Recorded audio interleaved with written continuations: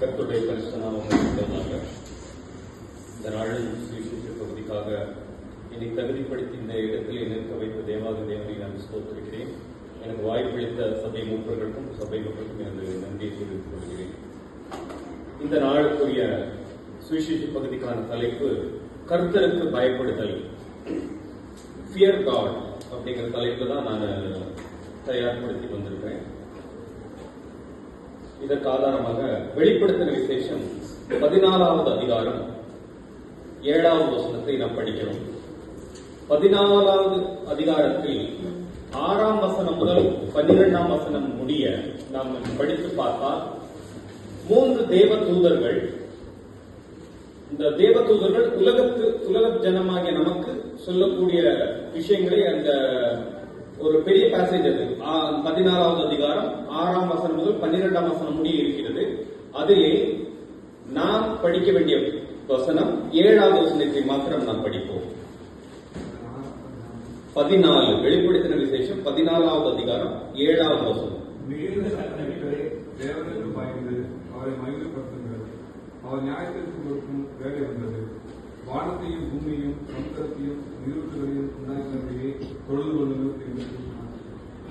அதாவது அந்த மிகுந்த சத்தமிட்டு அப்படிங்கிறது தேவதூதர் எப்படி சொல்றார் அப்படின்னு, தேவதூதர் மிகுந்த சத்தமிட்டு தேவனுக்கு பயந்து அவரை மகிமைப்படுத்துங்கள், அவர் நியாய தீர்ப்பு கொடுக்கும் வேலை வந்தது, வானத்தையும் பூமியையும் சமுத்திரத்தையும் நீரூற்றுகளையும் உண்டாக்கினவரை தொழுது கொள்ளுங்கள் என்று கூறினார்.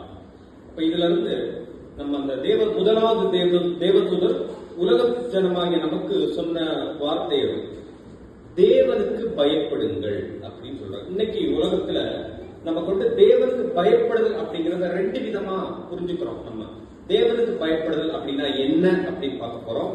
ஏன் தேவனுக்கு பயப்படணும், தேவனுக்கு பயப்படுவதனால் என்ன நடக்கும் நமது வாழ்க்கையில அப்படின்னு நமக்கு எல்லாருக்கும் தெரியும். ஆனா நம்ம ஒரு சுவிசேஷம் சொல்லக்கூடிய ஒரு புறஜாதிகள் இடத்துல நம்ம போய் சுவிசேஷம் சொல்லும் போது நம்ம இத இப்படி சொல்லணும்னு நான் ப்ரிப்பேர் பண்ணி வந்திருக்கேன்.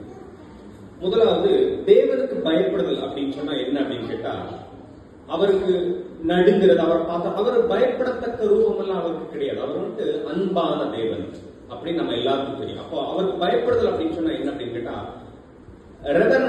ரெவரன்ஸ் அப்படின்னு ஆங்கிலத்தில் சொல்றோம். அவருக்கு பயபக்தியாக இருப்பது.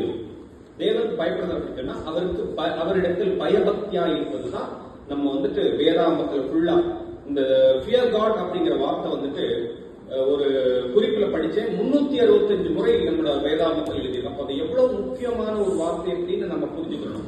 ஃபியர் காட், கர்த்தருக்கு பயப்படுதல். கர்த்தருக்கு பயப்படுதலே ஞானத்தின் ஆரம்பம், பரிசுத்தத்தின் அறிவை அறிவு அப்படின்னு கர்த்தருக்கு பயப்படுதலை குறித்து நிறைய இடத்துல சொல்லியிருக்கு. அப்போ முதலாவது நாம் தேவனுக்கு பயப்படுதல் அப்படின்னா தேவனிடத்தில் பயபக்தியாக இருக்க வேண்டும். அடுத்ததா அதிலே சொல்லிட்டு அவர் நியாய தீர்ப்பு செய்யும் வேலை வந்தது அப்படின்னு சொல்லி போட்டு, அதாவது தேவனுக்கு பயப்படுதல் நம்ம எல்லாருக்கும் தெரியும். அவர் கூடிய விரைவிலே தேவனிடத்தில் பயபக்தியாக நாம் இருக்க வேண்டும். அவர் நம்ம எல்லாம் நியாயம் தீர்க்கக்கூடிய காலங்கள் வெகு சீக்கிரத்தில் வருகிறது அப்படின்னு சொல்லி வேதத்தில் கூறியிருக்கிறது. மூணாவது, அவரை யார் ஆராதிக்கணும் அப்படின்னு தெளிவா போட்டிருக்கு. யார ஆராதிக்கணும் இந்த உலகத்துல அப்படின்னு சொன்னா, வானத்தையும் பூமியும் அண்ட சராசரங்களையும் சமுத்திரத்தையும் எல்லாம் படைத்த தேவனை நம்ம ஆராதிக்கணும்